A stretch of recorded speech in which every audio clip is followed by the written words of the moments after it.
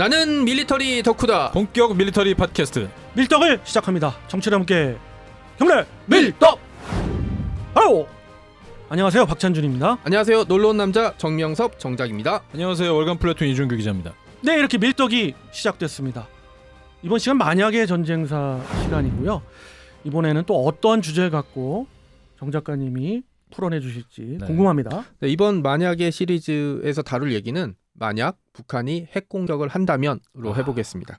꼭 한번 다뤄보고 싶은 주제였었고 한데 너무 어두웠어 이게. 저는 상상만 해도 깝깝합니다. 늘 상상해봤어요. 과연 우리 집까지 반경에 들어가는지. 용산에서 1차적으로 터질 거란 가정하에 범죄와는 간당간당 하더라고요. 근데 이게 그 의미가 별로 없는 게 가스배관이랑 그다음에 건물 붕괴 있잖아요. 열폭풍 있잖아요. 이러면은 그 범주보다 더 넓어질 거라고 얘기를 하더라고요. 그렇죠. 그리고 도로 붕괴되고 막 이렇게 되면 어떻게 보면 살아있는 게 죽어있는 것보다 더 고통스러운 환경이 펼쳐지지 않을까라는 생각이 있어서. 그러니까 이 주제를 가지고 웃어야 할지 항상 웃는 그런 시간이었는데 좀 암울해지기도 합니다. 예. 그러니까 북한이 핵무기를 개발하기 시작한 시점은 이제 90년대 냉전이 끝나고 소련이 해체되고 어떻게 보면은 북한을 뒤에 봐주던 가장 큰 형님이 사라져버린 거잖아요. 빅배들이 사라져갔죠. 뭐 그때 중국은 그 정도까지는 아니었고 소비에트가 해체됐죠. 네. 그리고 그 시점 되면은 누가 봐도 대한민국의 경제력이 북한을 압도하는, 그리고 재래식 군사력도 더 이상 북한이 뭔가 비벼볼 수 없는 상황이 되니까 체제의 안정과 체제의 권력을 보장받기 위해서 핵무장을 시작했다는 게 정설이고요. 원래 핵무장을 안 하기로 했었잖아요. 되게 웃긴 게 한 80년대까지는 북한이 뻑하면 얘기했던 게 비핵화였어요. 반대로 지금이랑. 반대로요? 왜냐면 주한미군이 핵무기를 가지고 있으니까 한반도에 핵이 있으면 안 된다라는 식으로 얘기를 했는데 자기네들이 핵무장을 시작하면서부터는 그 얘기는 안 하고 있습니다. 네, 그리고 자기네 핵주권이라고. 레파토리 메인 레파토리가 그거였죠. 그러니까 주한미군 핵무기를 철수시키라고 얘기했고 정작 핵무기 철수하고 놔뒀더니 이제 자기네들이 핵무기를 개발하면서 그 얘기를 쏙 빼놨던 거였죠. 그러니까 한마디로 내로남불에 자기가 한 얘기를 자기 얘기로 반박할 수 있는 수준이 이제 돼버렸습니다. 근데 제가 궁금한 게 있는데 만약에 북한이 핵을 쏜다라는 가정을 했을 때 그런 명분이 있을 거 아니에요? 김정은 체제의 안전이 보장되지 않을 때, 구체적으로 얘기 드리면 전시가 돼서 북한에 문제가 생겨서 주한미군과 한국군이 북진을 하게 될 때, 그렇게 될 상황에 체제 보장이 되지 못하면 핵무기를 쓸 가능성이 있는데, 체제 몰락의 순간에. 근데 저는 그 상황에서도 핵무기를 가지고 거래를 할 것 같아요. 이거 쏘는 순간 일체 거래를 할 수 없거든요. 마지막 최후까지. 그때 되면 차라리 미사일 키를 내가 넘겨줄 테니까 나를 살려다오.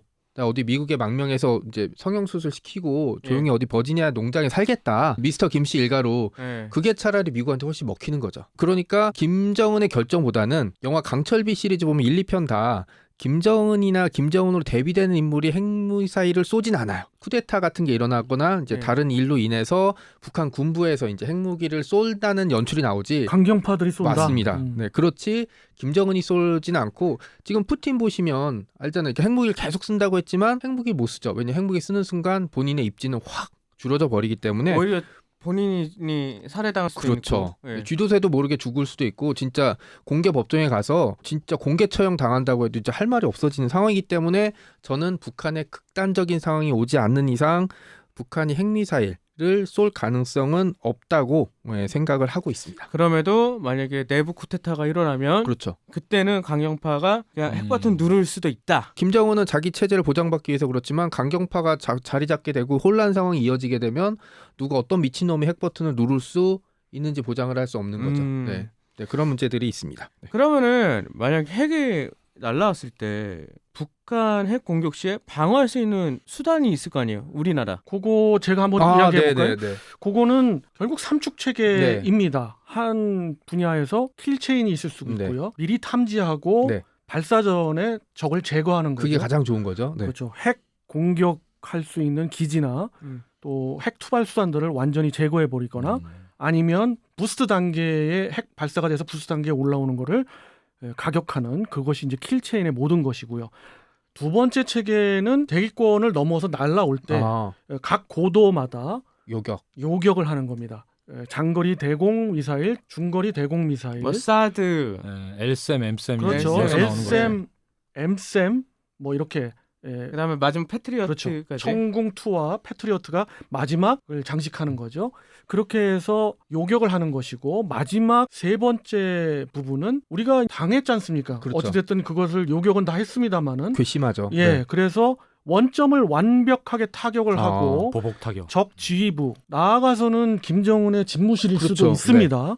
완전히 초토화시키는 것이 대량 응징 보복이라고 하는 또 하나의 책입니다. 이를 말해서 삼축 체계라고 하는데 정부의 어떤 특성에 따라서 삼축 체계란 용어를 안 쓰기도 하고 취소하고 다른 말도 쓰고 하지만 어찌됐든 국방 측면에서 계속 이 체제를 발전시키고 있는 것이 현재의 대한민국이고 그러니까 이것이 대응하는 방법인데 과연 그럴까요? 탐지, 요격, 그다음에 보복 3순환 체제이긴 한데 가장 중요한 게 탐지 단계가 그렇죠. 되는데 한 가지 문제가 서울이 너무 가까운 것 같아요. 중심에서. 그러니까 요격 체계 가동되기 전에 이제 피격을 당하거나 아니면 상공에서 요격을 하더라도 핵무기라는 게 원래 땅에 떨어지는 게 아니라 상공에서 터지기 때문에 종말 단계에서 요격해봤자 사실 별 의미가 없을 수도 있거든요. 그런 문제들 때문에 좀 걱정이 되긴 하죠. 네. 그리고 이제 북한이 핵 공격할 수 있는 그런 수단들이 다양할 거 아니에요? 어떤 식으로 공격을 진행할까요? 북한 같은 경우는. 많이 이제 공개된 거는 지상 발사죠. 이제 고체 연료를 이용한 이제 탄도 미사일, 화성 써 그렇죠. 있는 거. 네. 그게 가장 잘 알려져 있지만 그거는 알려진 만큼 우리도 이미 대비를 하고 있기 때문에 낌새가 있으면 선제 타격까지 감안할 수 있는 부분이 있고요. 문제가 되는 게 얼마 전에 저수지에서 쐈어요, 이놈들이.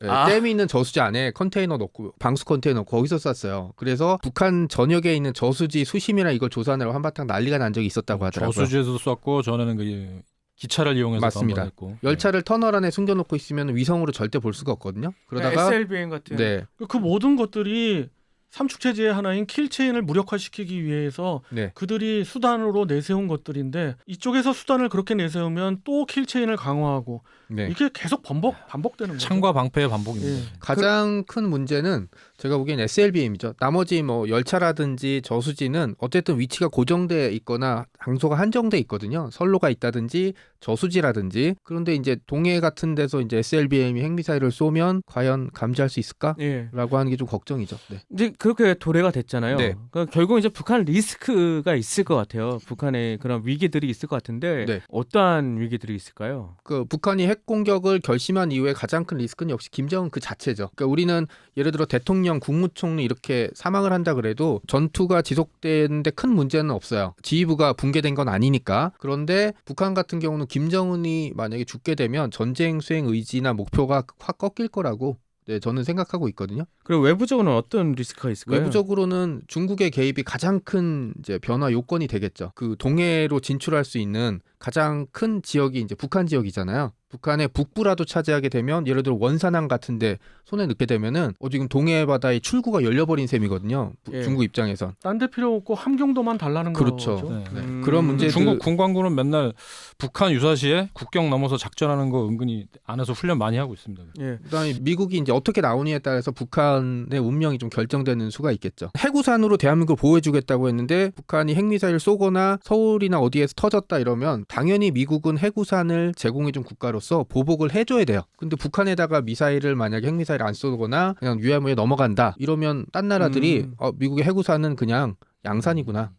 가짜 우산이구나라고 생각해서 다른 나라들도 어떻게든 핵무장을 하겠죠. 네. 그게 참 문제예요. 네. 결국은 핵 공격으로 네. 전쟁이 시작을 되면 네. 군인들이야 어떻게 그렇죠. 이제 진행을 하는지는 알겠는데 네. 국민들은 어떻게 행동을 해야 되는지 사실 모르시는 분들이 많아요. 상상하기 좀 싫은 분야이기도 하고 제가 예전에 썼던 폐쇄구역 서울이라는 부분에서 이 민간인들의 피해를 입었던 부분에 대해서 계속 언급을 했던 적이 있는데 해피엔딩은 사실 거의 없고요. 일단 가장 중요한 게 그런 상황이 처지면 언론에서 계속 반복이 될 거예요. 뭐 TV 화면이라든지 우리 지진 같은 거 났을 때 긴급 문자 오잖아요. 그런 식으로 어떻게 대응하고 뭘 준비하라고 나올 텐데 가장 중요한 게 이제 방독면 확보하는 거. 핵무기 관련해서 이제 가장 그때 한번 소동이 났던 게 요오드 용액을 확보하라고 다들 얘기를 했었잖아요. 러시아에서 갑자기 요오드를 사들이거나 이제 매집하는 바람에 핵 공격하는 거 아니냐는 얘기가 나왔던 것처럼 돼 있고 가장 중요한 게 대도시 지역에서 이제 소개돼야 되는 거죠. 서울이나 큰 도시를 목표로 할 테니까 그 목표가 아닌 이제 중소도시로 이제 대피를 떠나는 게 사실 가장 중요한 부분일 것 같아요. 대피를 할 시간이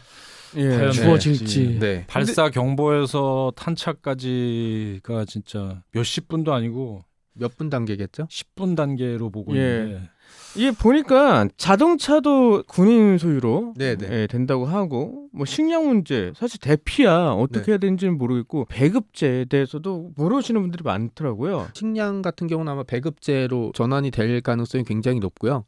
전시되면 차는 놓고 가는 게 낫죠. 중요 도로는 다 군인들이 막고 통행을 못하게 만들 텐데요. 네. 그다음에 운반 수단을 바로 그냥 징발하는 건 아니고요. SUV급 이상을 징발하게 돼 있고 그것도 운에 맡겨야죠. 징발되는 게 있고 안 되는 게 있고. 이거는 좀 번외적인 이야기인데 만약 이런 상황이 벌어지면은 피난을 어떤 식으로 가실 것 같아요? 그러니까 서울에 핵폭탄이 떨어졌는데 제가 만약 살아남았다면 저는 가족들이랑 같이 남쪽의 중소도시로 가겠죠. 위치상 어디? 위치상으로는 평택 근처 좀 위험할 것 같고요. 미군 기지 있으니까. 저는 충청도 내륙이라든지 더 내려가서 강원도랑 요쪽으로. 그 전략 목표가.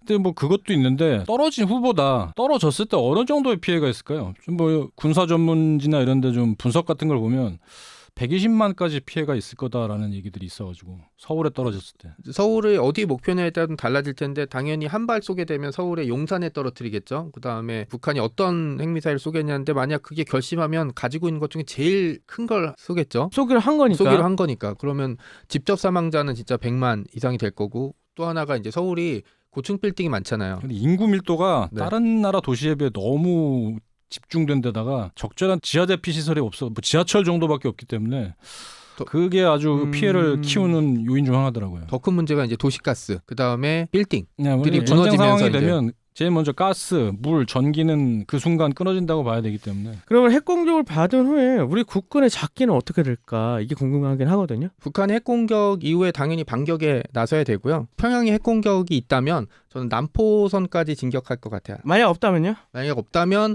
평양을 가장 빨리 점령하는 게 굉장히 중요합니다.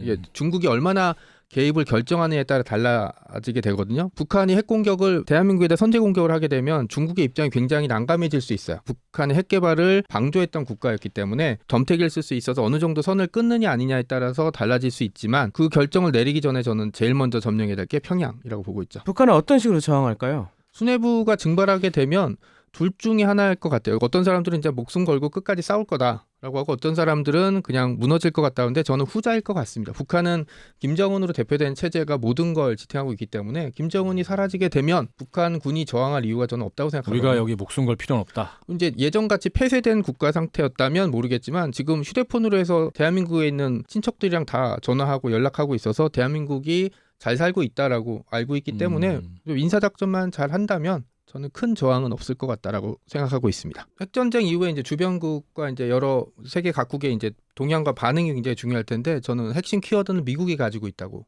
보고 있습니다. 미국이 과연 어느 정도 보복을 해주느냐. 핵에서는 핵으로, 눈에는 눈으로 이렇게 나오게 되면 거기에 대해 달라질 수 있고 또 정치적인 상황에 의해서 핵 보복을 안 하게 된다. 라는 거에 따라서 이제 상황이 굉장히 많이 달라질 수가 있는데 일단 미국이 핵으로 보복을 하지 않는다면 지켜보고 있던 다른 나라들은 핵무장을 하려고 하겠죠. 그게 첫 번째 이제 파급 효과가 될 것 같고 미국이 보장이 확실하지 않다. 그렇죠. 지금까지 다른 나라들이 이제 대만서부터 핵무장을 하고 싶었는데 계속 못하겠던 이유가 핵무기를 우리가 대신 때려주겠다. 우리가 핵우산을 쳐주겠다라고 였었는데 핵미사일이 사용이 됐는데 미국이 조용히 있어. 그러면 그 어떤 나라도 그 다음에 미국이 우리가 지켜줄게란 얘기를 안 믿겠죠.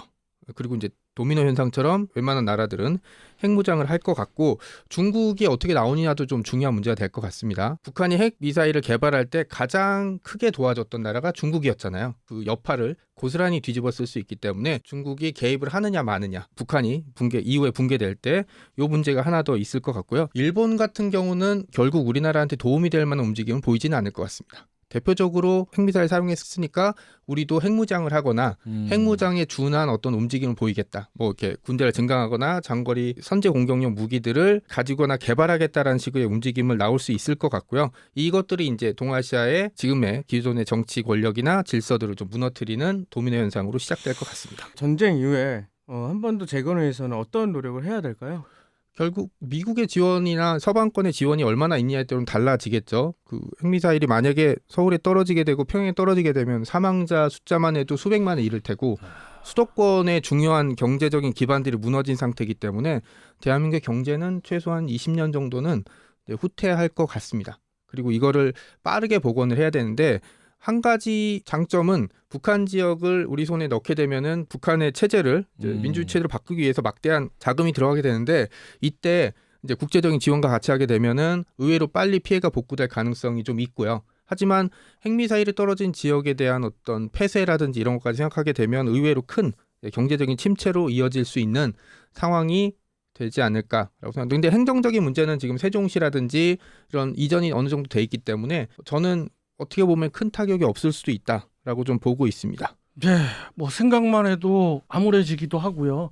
그리고 대책을 세워야 되는데 그 대책들도 암울할 수밖에 없는 그런 주제이긴 합니다. 그래서 대한민국이 영토 안에 북한이 핵 공격을 한다면 하는 무서운 주제를 가지고 그런 가정을 가지고 한번 이번 시간 이야기해 봤고요. 결국은 핵 전쟁은 안 된다. 둘 다 죽는다. 사전에 막아야 된다는 게 그런 게 결론일 것 같습니다. 자, 이렇게 해서 이번 시간 만약의 정쟁사 마무리하도록 하고요. 다음 시간 또 다른 주제 갖고 여러분 찾아뵙도록 하겠습니다. 정치와 함께 경례 밀떡.